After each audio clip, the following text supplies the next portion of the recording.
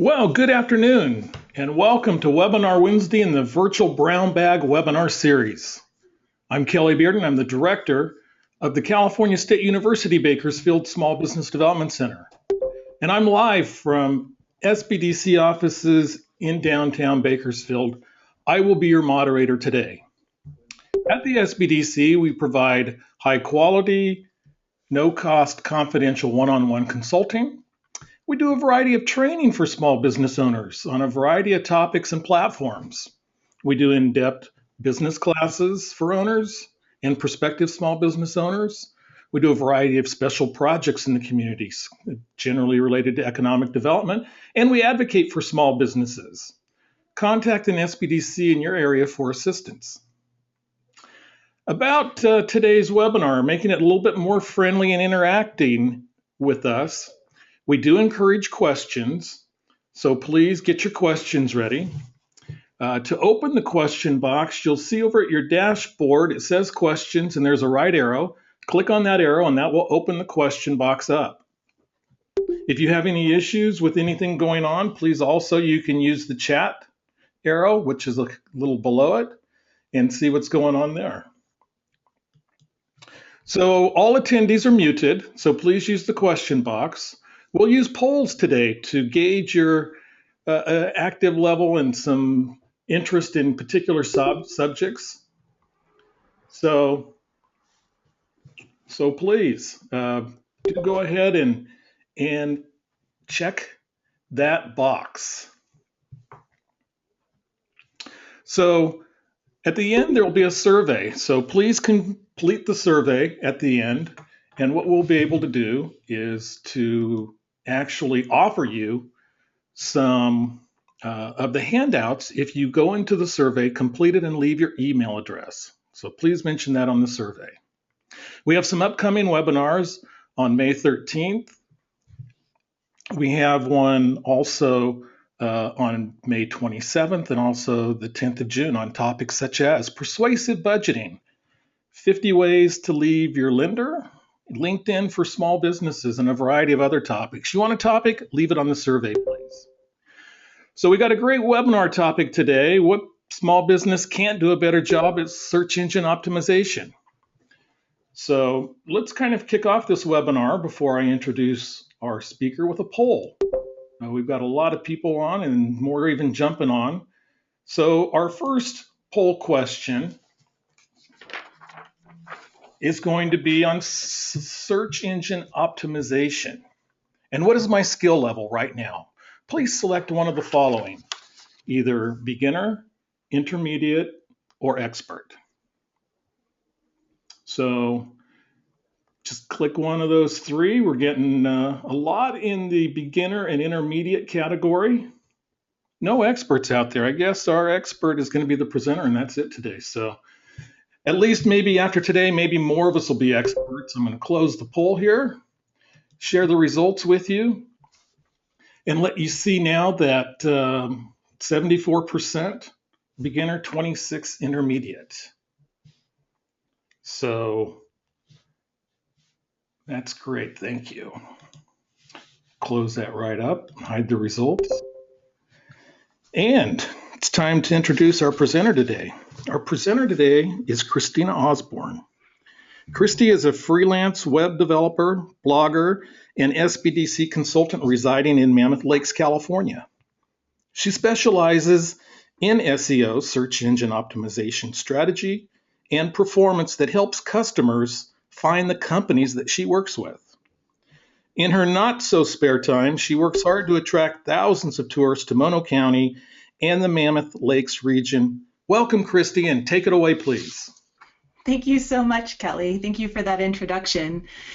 Welcome to How to Make Google Love You So Your Customers Can Find You SEO webinar. As Kelly said, I'm Christie Osborne, and yes, I do serve as the Director of Interactive Marketing for Mammoth Lakes Tourism. And I also own a micro consulting business called Mountainside Media, which caters to small, independently owned businesses in the wedding industry. And I also run a blog. And my first foray into search engine optimization was when I started a wedding blog and tried to figure out how I could grow my audience. It was a niche blog, it was small. And over the past 4 years now, I was able to grow that website from about 12 visits a month to it's now averaging 120,000 visits a month with a bounce rate of less than 5%, which means that 95% of people who come to my website stay on my website looking for great content, which Google loves. So that's a little bit of my background. The goal of this webinar for you today is to give you the tools to start optimizing your website for search without any specialized technical knowledge and without feeling compelled to spend thousands of dollars on an SEO firm each month. By the end of this webinar, you will be able to conduct basic keyword research, plan out content that both your customers and Google will love, do some basic on-page content optimization yourself, and then distribute your content online so that the maximum number of people possible see it and hopefully link to it. So you ready? Okay, we all know that Google dominates the market share for search in the US. And so when I say Google, I'm going to use that in a general way, even though Google would hate me for doing that, to refer to all search engines. But the tools that I'm going to talk about specifically targets Google because their algorithms have gotten so sophisticated. But these techniques will work for any search engine. So when we think of search engine optimization, we think of Google. We actually use Google as a verb to describe searching for information online. And the way that Google has dominated not only the search engine space, but our entire culture and vocabulary is by consistently making changes to its algorithm in an effort to deliver the best and most relevant search results. And really, isn't this what you want when you search?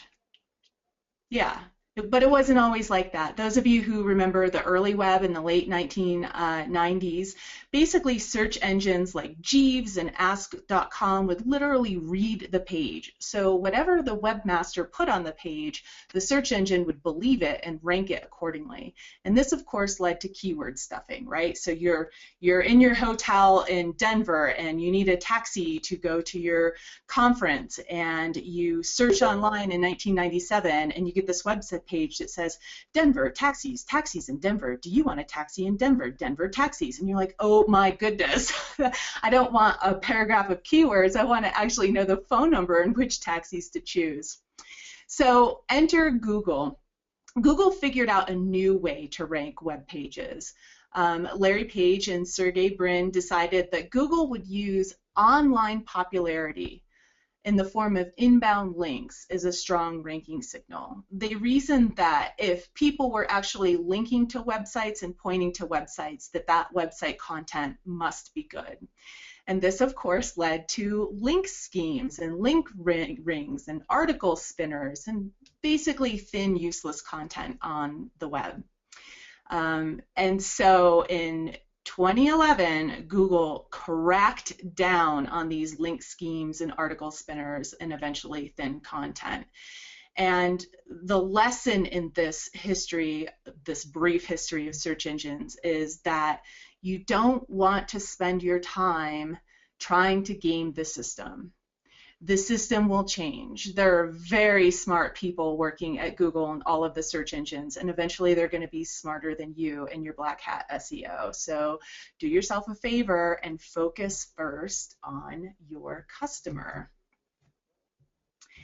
So I believe that there are 4 success fundamentals for modern search engine optimization.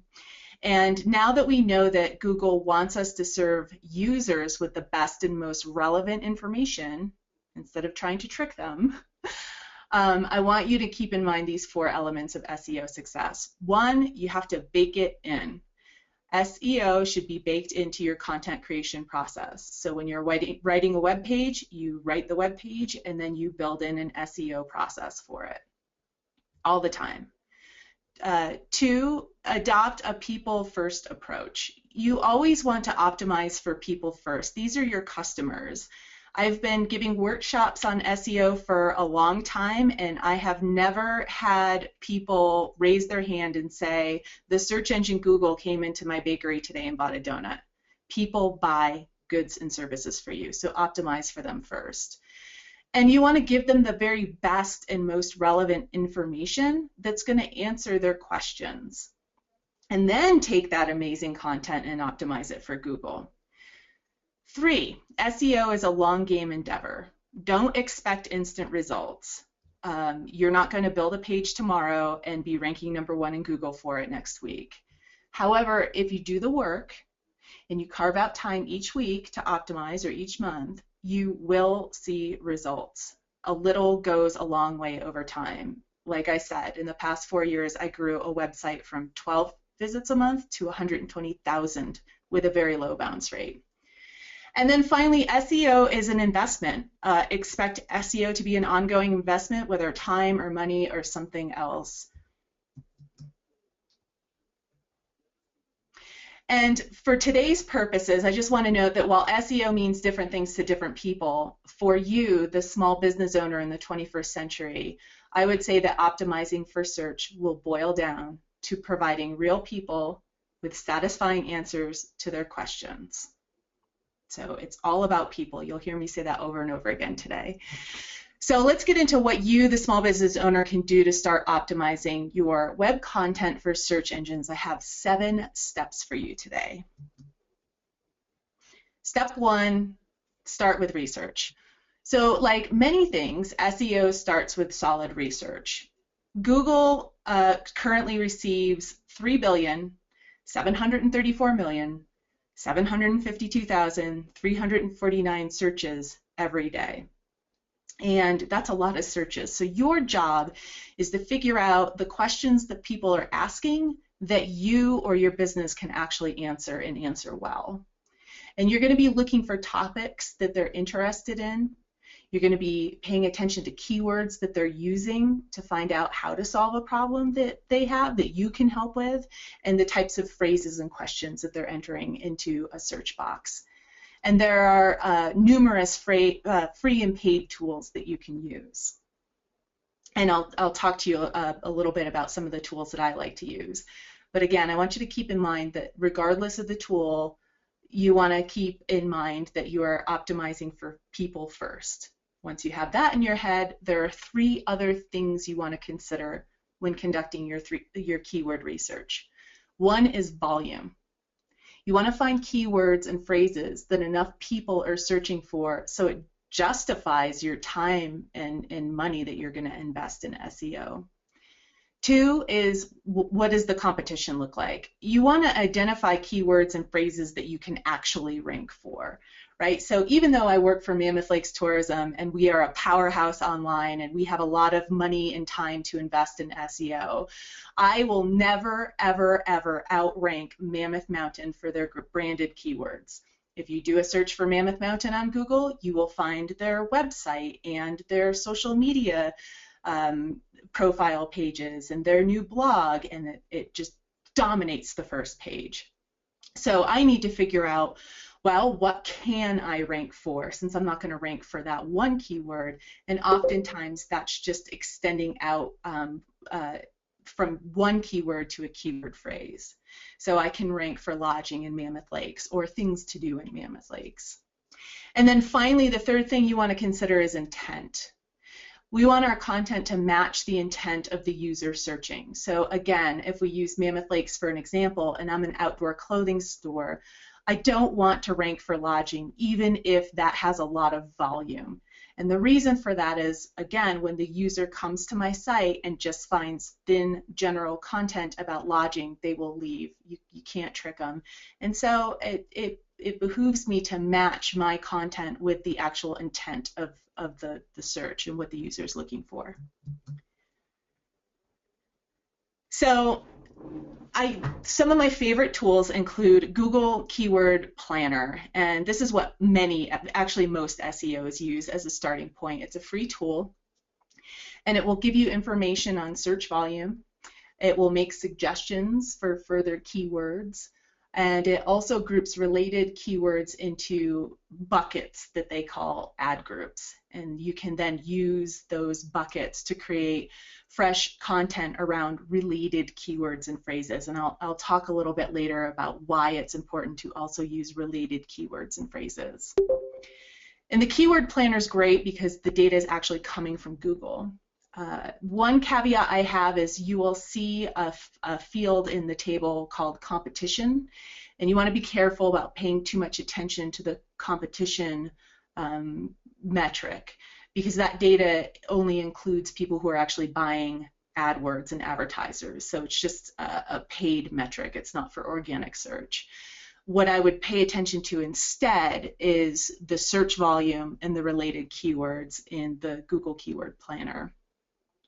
And then another tool that I love is called Ubersuggest. And I use Chrome as a browser, my main browser, and I also use an extension called grepwords. And what Ubersuggest and grepwords will do is provide you with this huge list of related keywords and phrases, as well as their search volumes. And as you're doing your research, you want to ask yourself, again, can I rank for these keywords? And one tool I use to answer that question is called Mozbar, M-O-Z bar. And Moz.com is a leading search engine research tool and platform, and they also have a bunch of free tools. And this is a Chrome extension, again, and you can use it to look at other websites, your competition, and see inbound links. You can see page authority, and you can see domain authority. So again, going back to my Mammoth Mountain example, if they have 63,000 links coming into their page, and a domain, high domain and page authority for the term Mammoth Mountain, then I can back off a little bit and say I'm probably not going to beat them at their own game, and I can look for other keyword phrases to rank for.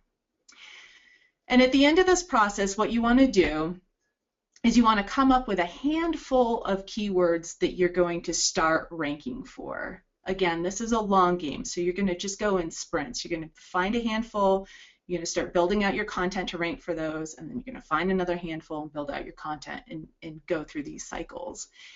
And what you really want to do in the beginning is you want to brainstorm as big a list as you could possibly think of keywords based on your own experience.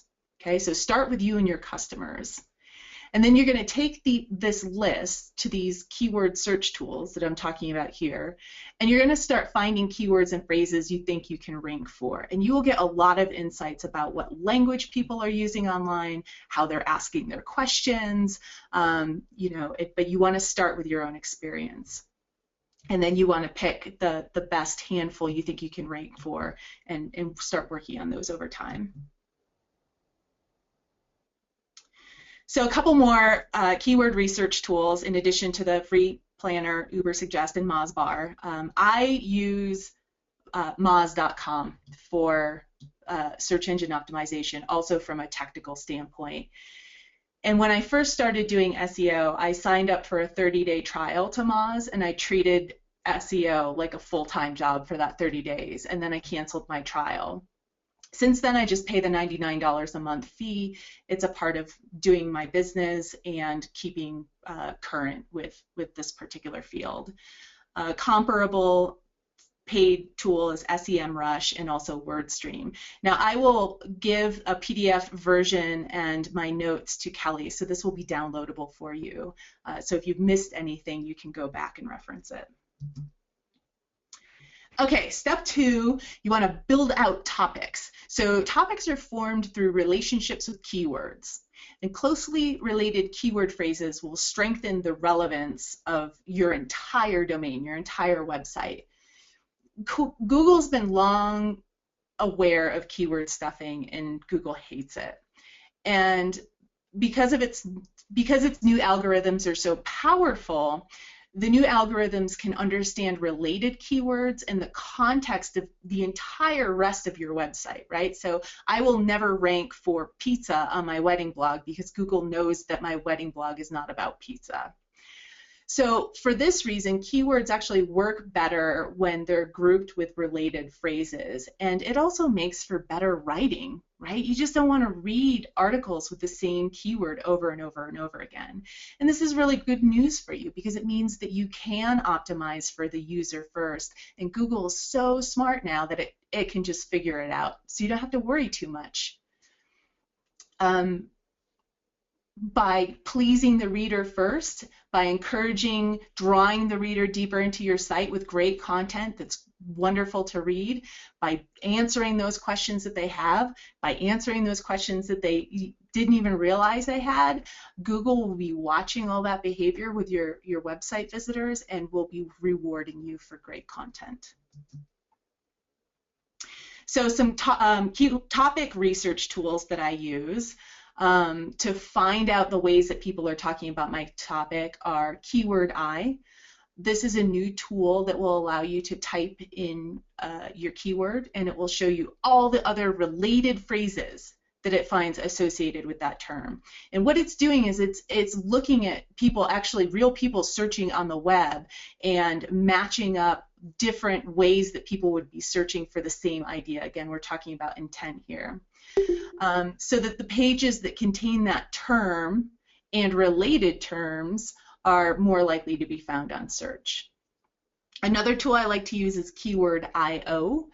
It's similar to Keyword Eye, but it will let you also look at pages that are ranking for your keyword, but it will also give you other information like how that keyword is trending. So if you see an upward trend for a keyword, you might want to jump on that while it's hot and relevant. Okay, so step 3 is my personal favorite part, and this is creating and optimizing content. Notice that the creation happens first. Again, you want to focus on answering user questions and then go back and optimize. And right now, if you're sitting on this webinar and you already have a lot of great content that you have created and users are enjoying, feel free to just jump in and start optimizing it directly. If you have a standard 5-page brochure website, you're going to want to start writing great content first that satisfies that user need. And the page that best matches the user intent will get the Google juice every time. Remember, Google is interested in delivering pages in its search results that help the user answer her or his questions. Therefore, you want to make sure that you're actually answering questions and not simply matching keywords. It just doesn't work anymore. I can't emphasize that enough. So to optimize your content, you do want to make sure to include your keyword phrase in the title and in the URL. And there are 3 other areas to consider for on-page optimization. And if you can see here, I've actually highlighted the term SEO on this page to show you where it is, where it's located, its frequency, and then any kind of clustering. So the 3 areas to consider for on-page optimization are location, frequency, and distance.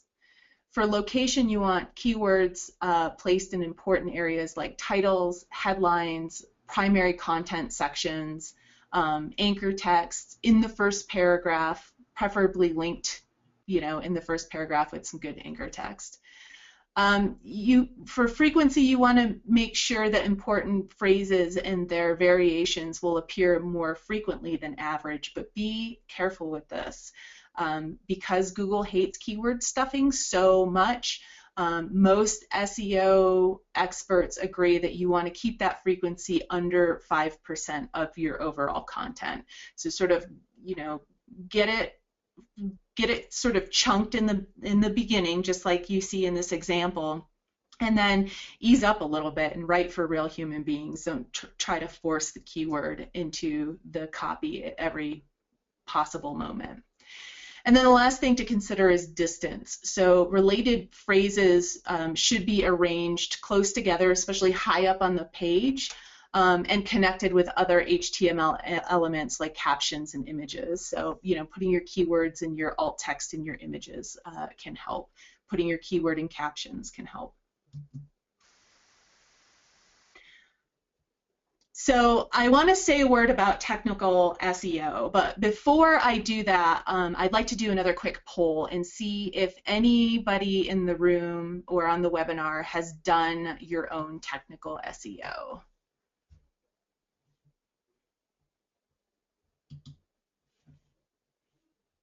And the poll's open, so please Great. select yes or no. Have you done your own technical SEO? And got about 80% already voting, so we're going to get ready and close this down. We have a clear-cut winner on this as we close the poll and share the results with you. No, 90%. 90% of you have never done your own technical SEO. So I have another question, another poll, if you'll indulge me, and that is, have you ever hired an SEO agency in the past to do your technical SEO?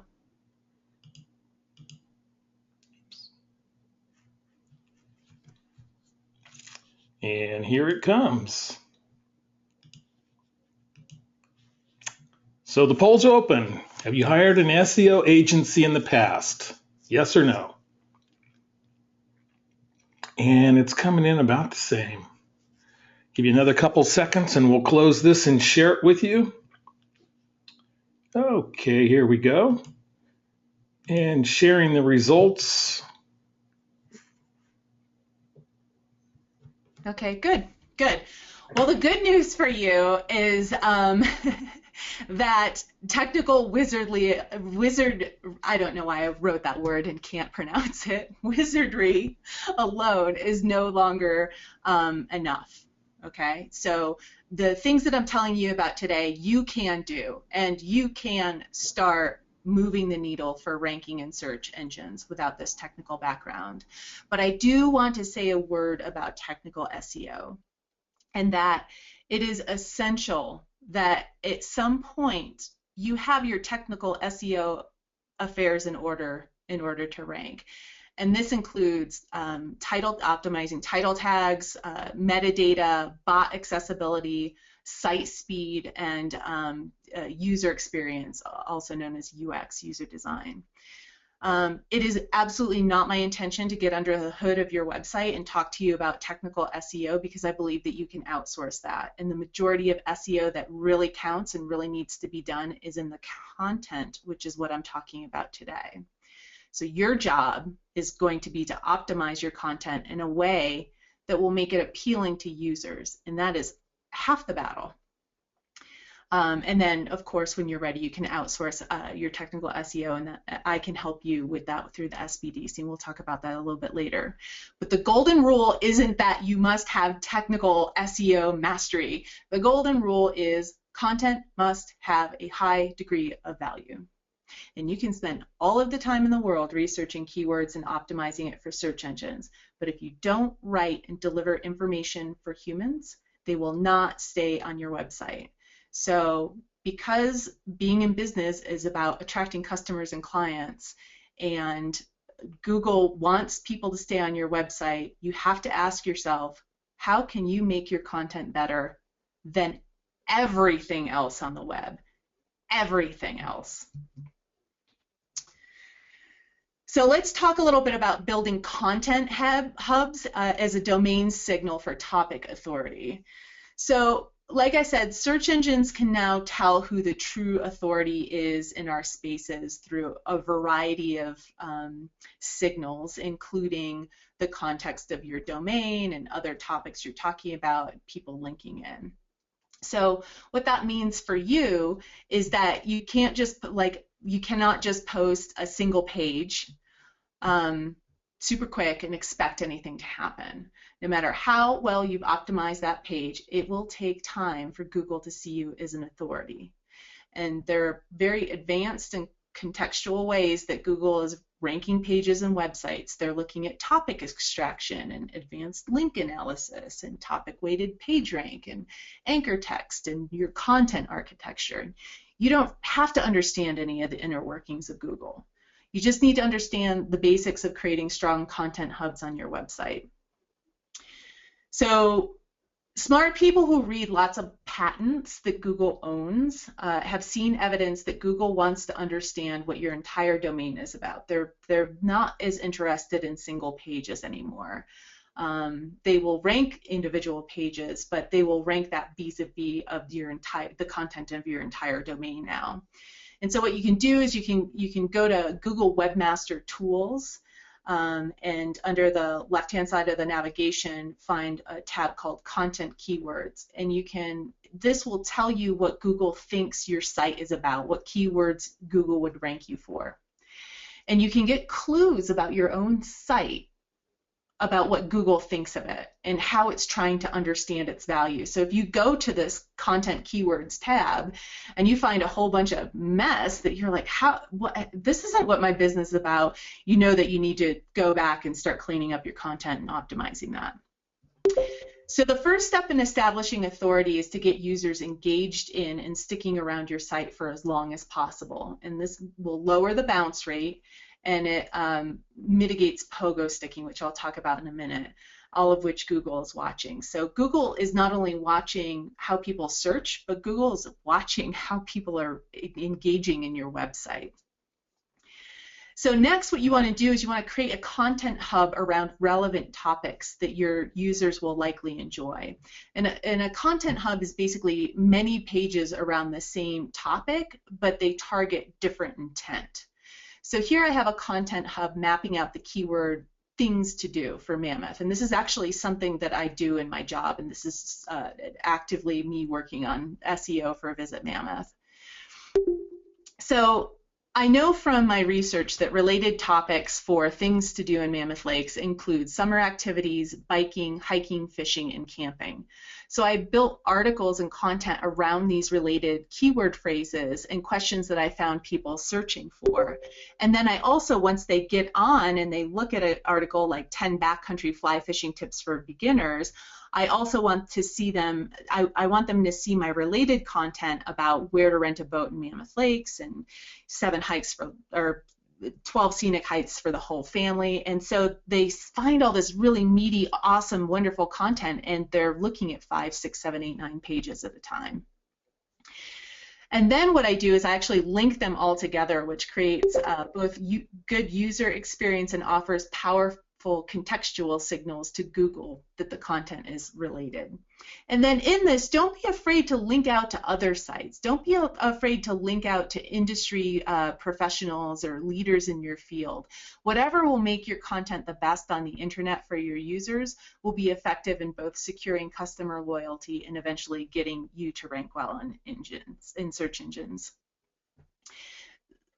As people see high value in your content, a small but critical percentage of them will start linking in. And again, this takes time, but it will happen. It also takes time to produce this content. It takes time to distribute this content, and it takes time for Google to start recognizing you as an authority in your space. So you're not going to be able to just do SEO in Q1 and then let go of it. You have to offer Google regular content. And if that's regular once a month or once a week, you have to schedule it out and start doing it.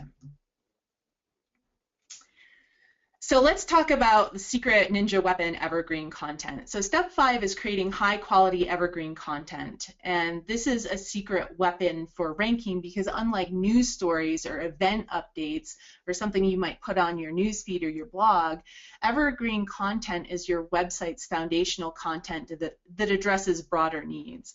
And it tends to attract more links and engagement over time. The one thing to be aware of, though, is that evergreen content is also going to take ongoing maintenance. So it's best to audit your content regularly, either yearly or seasonally, and check it for outdated information, for broken links, and generally updating your user experience according to modern web standards. So if you have a website that was built in 2007 and has a lot of thumbnail pictures, you might want to update that with more robust pictures that are at least 600 pixels across or 350 across. Step 6 is to pursue engagement. So do y'all remember a few years back when you would search for something and a site like eHow would come up and it really wouldn't answer your question? It would just be like basic information, a whole bunch of links and ads. So you'd hit the back button and you went to the next search result, and that had the same crappy content. So you'd go back and forth from the search results to crappy websites that ranked well but just didn't give you the information you were looking for, and so you just gave up and tried a different query. Well, when you left that site immediately, it's called a bounce. And when you toggled through search results, it's called pogo sticking. And neither Google nor your web users like this. So in order to keep users using Google, it issued the major algorithm update, which I talked about, called Panda. And through this update, Google tried to stop low-quality link farms and thin content sites from ranking well in search. Now, I want to point out that while these sites were really well optimized from a technical standpoint, Google downgraded or disappeared them altogether because it understood through user behavior that these sites were really no good. So to fix this problem, the Google Webmaster team came up with 20 questions that they were going to apply to their newest algorithm. And this algorithm would ask these 20 questions of each site. And Google was looking for signals for a website's value and trustworthiness. And one way to gauge that is bounce rate and pogo sticking. So if people are coming to your site and immediately hitting the back button from search, it indicates that they either don't trust you or you're not answering their questions. I put up this website because it doesn't inspire trust. It has misspelled words, the people don't look real, and even if Google can't quite tell from the markup and the code whether or not it's good, it can see people leaving the site as quickly as they came. And then also there are a lot of inbound links to the site, right? Lots of inbound links. But the context of those inbound links were from legitimate online pharmacies saying that this website is not something that you want to trust. And so Google's also looking across the entire web for the context of the inbound links to figure out what your website is about and then choose how to rank you. So the basics of website engagement are clean design, site speed, content, and navigation. So you want to have really clean, uncluttered design. You want your website to load fast. Ideally now it should be mobile responsive. It should have exceptional content, and it should have very easy to understand navigation. And a couple of websites that I use to get a feel for what's good and what's not is one, websitesthatsuck.com. It's my favorite website to go to and have a chuckle about what you should not do online. If you want inspiration for wonderful content, clean design, great navigation, site speed, you can look at the Webby Awards. And then you can also do a quick Google search for web designs in your industry for the present year. It's important to have the present year so you get the most modern designs. And then to test your website's speed, you can go to pagetest.org or tools.pingdom.com. But those are the basics you need for your website. And then the final step is link building and distribution. Creating amazing content on a beautiful and fast site is only half the battle. Google is also looking for signals of your popularity and value to others. And it gauges popularity by looking at links coming in from other authority sites. So yes, it's still a link building game, but they need to be from good sites. So the easiest way to do this is to start with just a basic distribution strategy. And the idea is that if you can get your content in front of a large group from your market, a portion of that group will link to you. So use your personal networks at first. Email your people when you have people that you know when you have a new website, or if you start a new blog or you update your content. Push the content out through social media channels. Make it a part of your email marketing. You can use RSS feeds. You know, anything that you already own and can leverage, use it. And so, just another quick poll: what are y'all doing to promote your content right now? Are you using social media, PR, paid online advertising, email marketing, RSS feeds, or something different?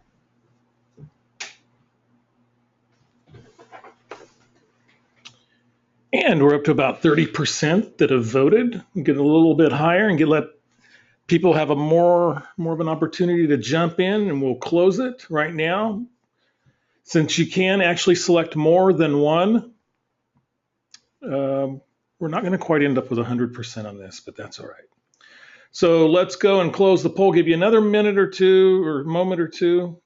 And 3, 2, 1, we're closed. And to share the results with you, you'll see that email marketing and social media, very, very dominant, whereas RSS feeds, paid online advertising, not so much, Christie. That's awesome. What a great group. Yes, keep doing that.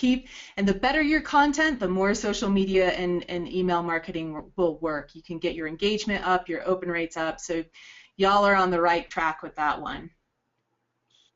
So a couple of other ideas for content distribution and getting those inbound links are guest blogging. You can get on other people's websites and write an article. Forum participation. If you know that there are forums around your industry where people are asking questions, jump in there and just start participating. You don't have to put a link to your site. Your name will be linked to your site, but just be really useful and people will start clicking to you anyway. Commenting on other blogs and websites. You can reach out to other webmasters and blogs directly and ask for inbound links, or you can engage in PR strategies. But remember that it all boils down to not just getting those inbound links, but once people are coming to your site, to get them to stick around, because the longer people stick around, the more questions you can answer. The more questions you can answer, the more valuable you become. The more valuable you become, the more you get referred to and linked to, and then increase your rankings. So I just want to talk a little bit about the crimes of SEO. Gone are the days when gaming the system works. Do refrain from old school and black hat SEO tactics that try to trick Google and users to coming to your site. Be very careful of an SEO firm that says that they can guarantee you a #1 ranking for anything in a quick turnaround period. At best, these users are just going to bounce out of your site because they didn't find what they're looking for, and you're going to lose, you're not getting any clients out of that. And at worst, Google can downgrade your domain authority, or in some cases disappear you from its rankings altogether. So during this webinar, we talked about the top 7 steps to SEO success, including conducting keyword research. So you want to do keyword research to discover what people are searching for.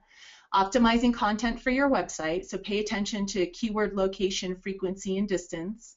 Distributing your content on the web. Don't rely on Google. Distribute your high-value content to your audience immediately. Building inbound links over time. You want to create useful and engaging content that people will want to link to. Fostering online engagement among your web visitors. So you're going to answer questions that people have and that they didn't know they have, but now they are interested to hear what you have to say about them. So now you have the basic tools to start your SEO program and lay a strong foundation that no algorithm changes will be able to touch. So you won't be afraid of these algo changes because you know that you're providing your web visitors with exceptional value, and Google will know it too. So here's my contact info. If you need help with any of this, I can consult you with your keyword research. I can help you with your on-page and off-page SEO. And if you're ready to hire a technical SEO firm to get under the hood, I can help you hire. Are there any questions, Kelly? Well, as a matter of fact, there are. We got a few questions. We got 4 or 5 right now. So if you have a question you've been thinking of and want to ask, now's a perfect chance to do it. And we're going to start going through these questions. So the first question is, if you are not ranked in the first page of Google, should you be worried? How many people go to a second page of a search inquiry? Yeah, so that's a really great question. Users don't frequently go to the second page. It depends on how badly they want their question answered and how well that those first page results are answering the question. But, when people come to me and say, I want to rank on the first page of Google, the first thing I ask is, what do you want to rank for? If you are not ranking on the first page of Google for your brand name, yes, there's a huge problem because your customers who know you oftentimes will search to find you as well, and you just want to be able to dominate for your own brand. You do not want competitors coming in and dominating for your brand. But that being said, there are billions of keyword phrases and keywords available to rank for out there. And so what you want to do is you want to get really clear on what you would like to rank for on the first page and start building out your content hubs and related content around that goal. And give yourself time. That 12 to 120,000 happened over 4 years. And I only rank on the front page of Google for a handful of keywords.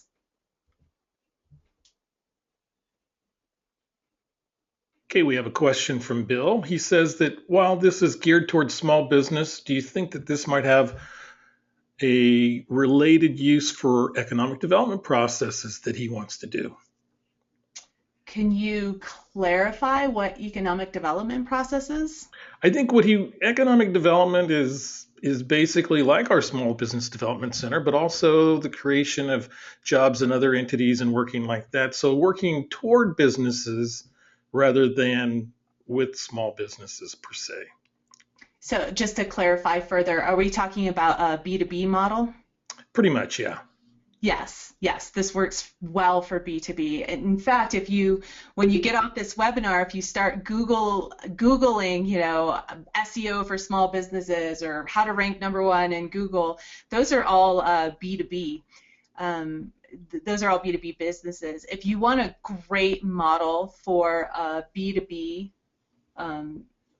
company, and also just get some fantastic information for marketing your business, check out HubSpot.com. They do a really good job of not only ranking well for a variety of topics in SEO, but providing that really high value. But yeah, any kind of topic around economic development that you think people are looking for or would benefit from, start writing about it and then optimizing it for search. Great. Next question is, what is anchor text? Oh, yes. So when you find links on online, and sometimes it will say click here. The click here is the anchor text, and when you click it, it actually brings you to a URL. And under the hood in the HTML, it basically says that I want this link, I want to go to this link, and I want to display it as this phrase in the page. So click here would be anchor text. If you were a hot dog stand, you could have fresh hot dogs be link anchor text that would go to your fresh hot dog menu or whatever. So it's just the text that you used when you're linking to things. Great. Moving right along. What are your thoughts on Wix or GoDaddy? In terms of building websites, like GoDaddy's website tonight or Wix? I believe that's the GoDaddy service that's being referenced. Yeah. My thoughts are this. I have seen, because I'm also a web developer, so I've seen very few nicely designed user-friendly websites built on GoDaddy tonight. I've seen quite a few lovely websites built on Wix. I would say that my recommendation in terms of just how Wix is built and how cleanly it's coded, that if you're going to do one or the other do-it-yourself solution, I generally recommend something like Wix or Squarespace. But don't let that stop you. People in Google will give you some leeway and forgiveness if you provide excellent value. I've seen the ugliest websites in the world provide amazing value, and people go back to it over and over and over again. It doesn't have to be fancy. Look at Wikipedia. right? It's an ugly website, but it functions really well.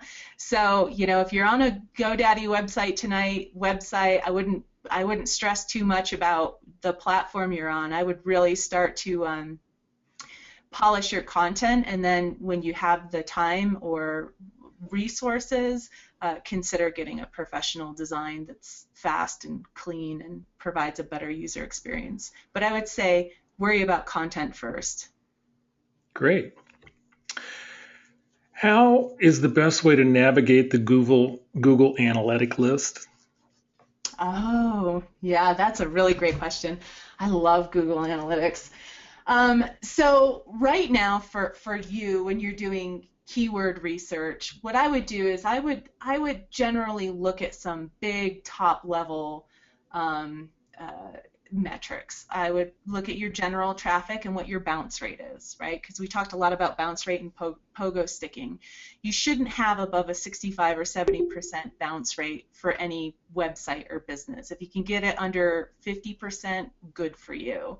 So, look at your bounce rate.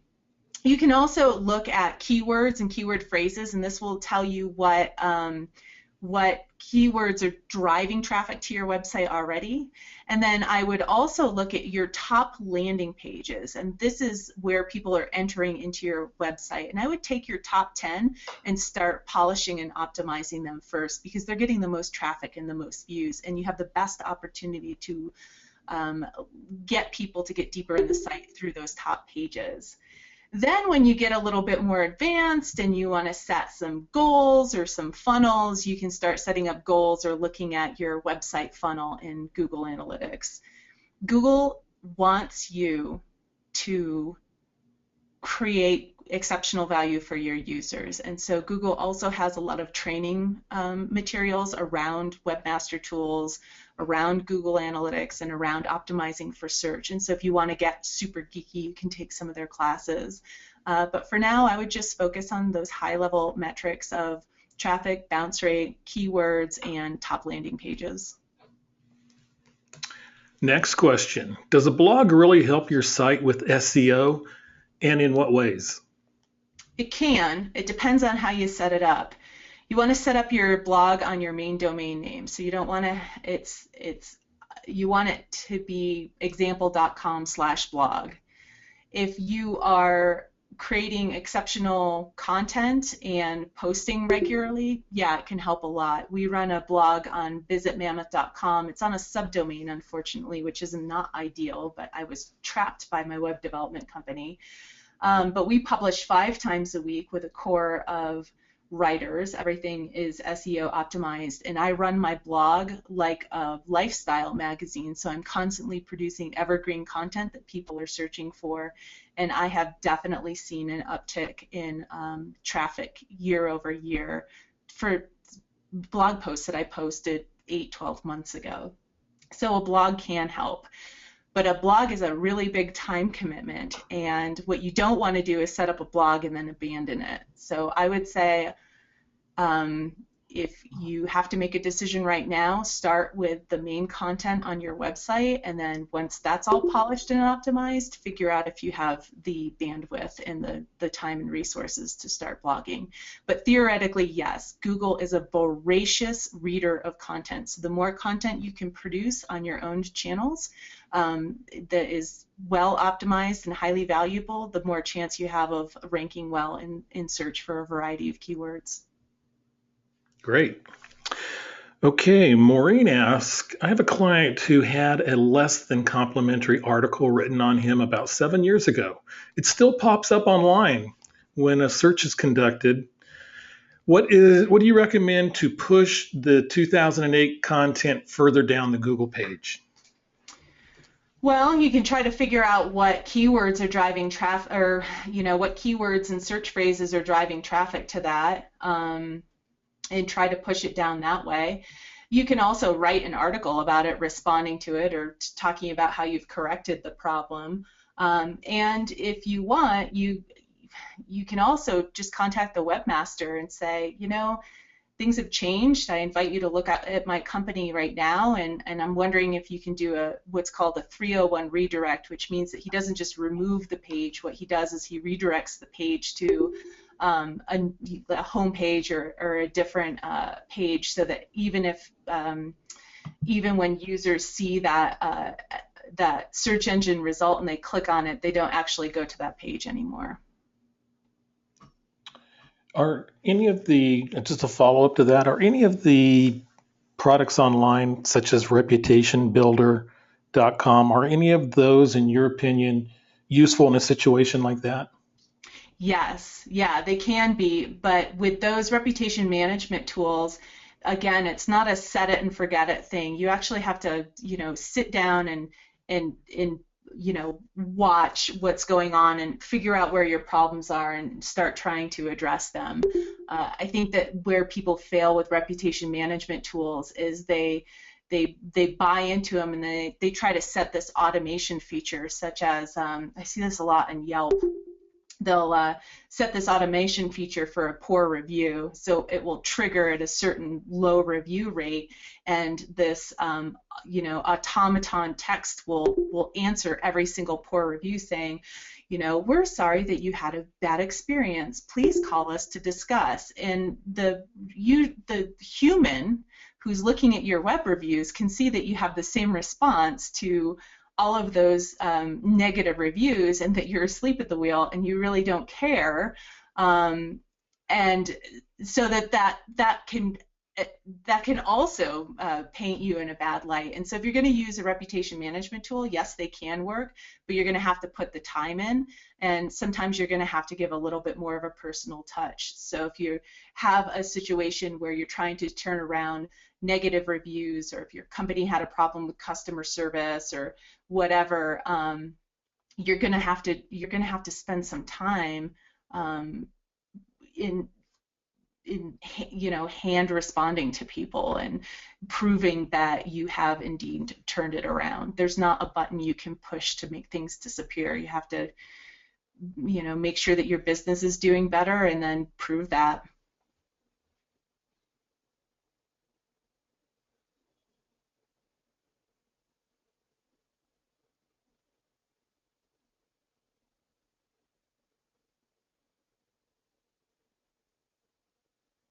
Are there any other questions?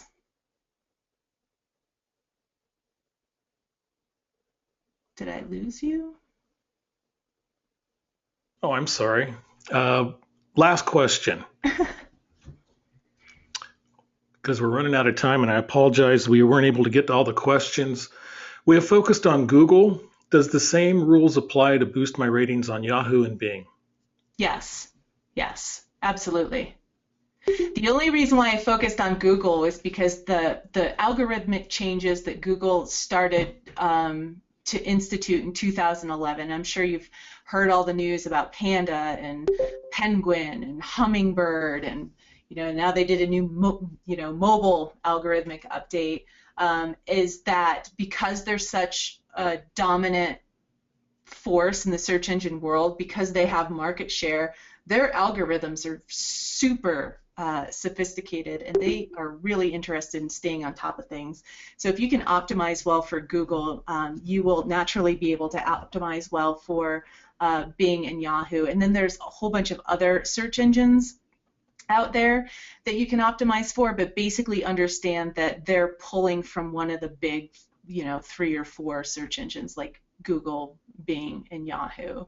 So you only have to really pay attention to a handful, but if you're going to focus on anything, I would focus on Google, because they're the dominant search engine.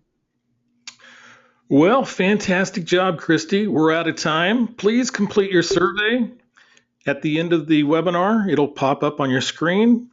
We'll be back on May 13th with Persuasive Budgeting, a webinar. And now for Christie Osborne, I'm Kelly Bearden. Goodbye, everybody. Have a great afternoon.